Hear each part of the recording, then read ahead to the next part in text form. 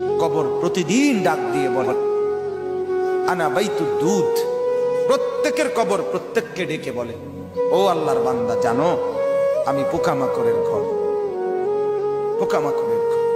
তুমি তো সেই বান্দা যে একটা মশা কানের পাশ দিয়ে উড়ে গেলে তোমার ঘুম বন্ধ হয়ে যায়, চোখ মিলে যায়।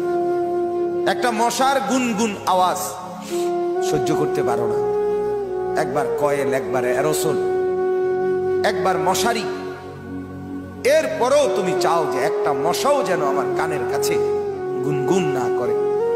তো 5 ঘন্টার ঘুমের জন্য, 6 ঘন্টার ঘুমের জন্য বান্দা এই যত্ন নিলা, অনন্তকাল কিংবা বছরের পর বছর কবরের যে ঘুম দিবা, পড়ে থাকবা সেই ঘরে, পোকা মাকড়ের ঘর, সেই ঘরে তুমি ঘুমাইবা কেমনে, থাকবা? আমার বাপ